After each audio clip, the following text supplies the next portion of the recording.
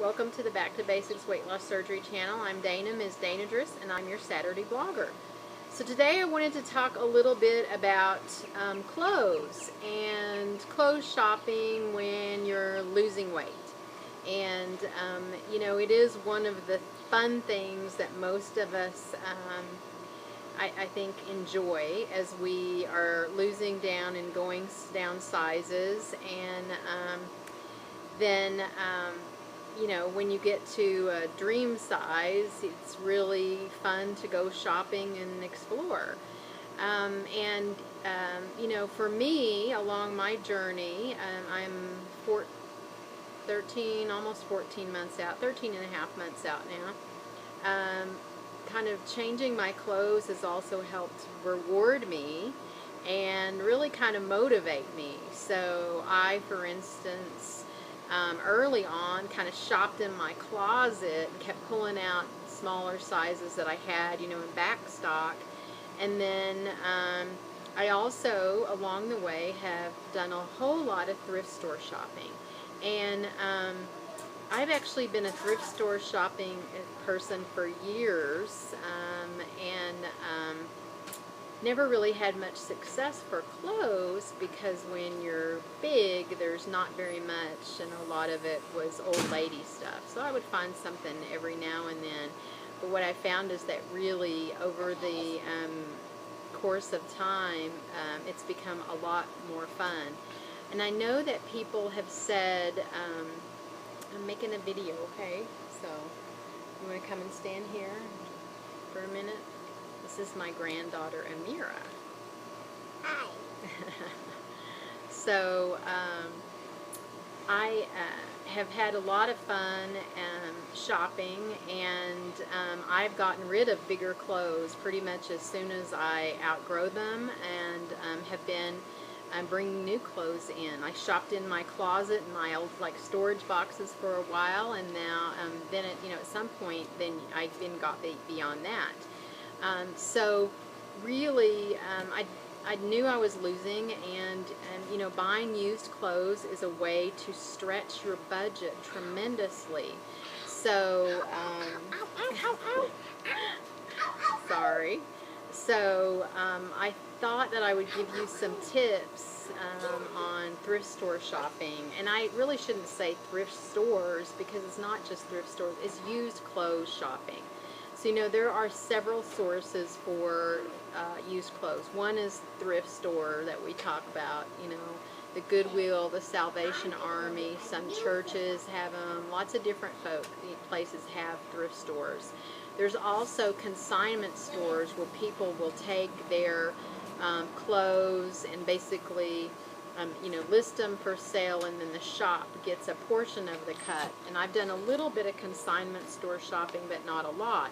But I do have a friend, a good friend, who had gastric bypass surgery maybe 3 years ago, and he said, you know, he consignment shopped himself really all through his journey, because what he found he was doing is as he would outgrow clothes, instead of just giving them away, he would take them to the consignment shop, and he would get credit to then spend in the consignment shop. I mean, they'll give you money, or usually a lot of times they'll give you more in-store credit. So, you know, some consignment shops, if you're into brand names and really nice stuff too, then, you know, that's a great place to shop. And then yard sales or garage sales. Every once in a while I will pick up something, but I'm not a really big yard sale, garage sale shopper, because I really like to go to one place and shop a lot. But there are some specific tips if you're talking about buying used clothes, and so these are my opinions. I know that there are some terrific thrift store shoppers that are in our community, and I'm going to ask you guys, you know who you are, to chime in and give your own tips, maybe as video responses. But here are my tips.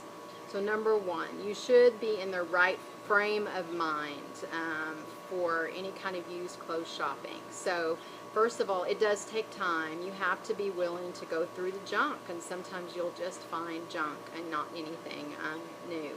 I have some friends at work who will see me in an outfit and say, "I love that outfit." And I'm like, "Great, I got it at, you know, a thrift store." And they're like, "Well, I don't want to take the time to do that. Great. If you don't want to take the time to do it, it's really, then that's fine. But I will tell you that I've spent probably a couple $100 on my journey in clothes over the past 14 months. And would have been thousands if I was buying them new. And I've kept myself in things that were motivating to me, not stuff that looked sloppy and too big for me. So, and I did that because I was doing used shopping. Also, as far as for the frame of mind, some days you may go out there and not find anything, and that's just the way it is. Sometimes you're not going to find something that you like. If you're shopping for something specific, you may find problems. So, like I can go out and say, oh, I really need a pair of black pants. And that's so generic, I can almost always find some kind of a black pant that would work. And I have done that. But if you're thinking, oh, I need a dress that I'm going to wear for a specific occasion, you may or may not find that. So, if you're really looking for something specific that you need, the thrift stores might be an exercise in frustration. Maybe not, but for me, if I'm looking for something really specific, I usually just go and buy new.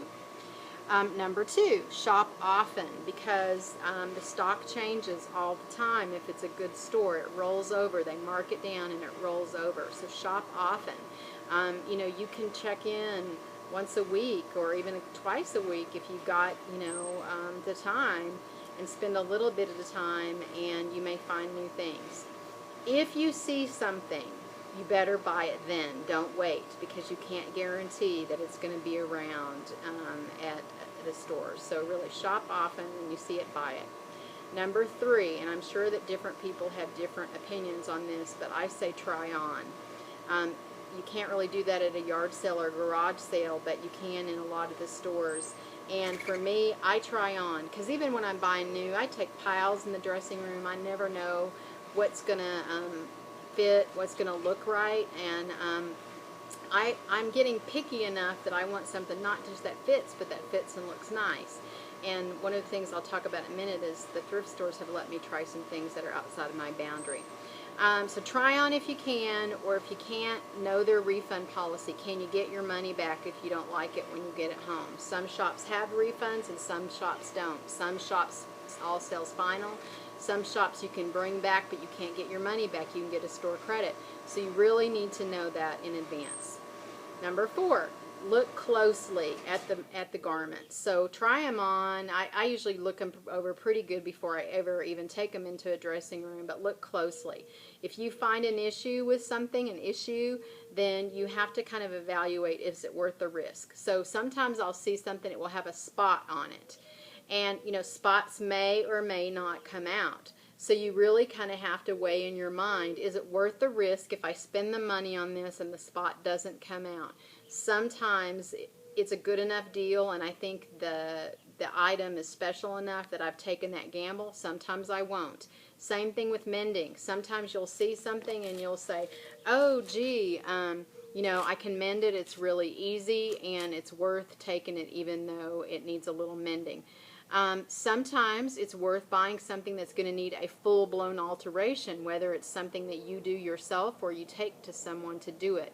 I've got a couple of really nice, expensive suits, for instance, and it would have been worth me to pay the alteration if I needed to. If you're talking a brand of something and something that you're going to wear a lot, but really you just kind of have to evaluate that and say, if I take it for this amount of money, is it worth the time, energy to get it altered? Or, if the spot doesn't come out, am I going to be okay with that investment?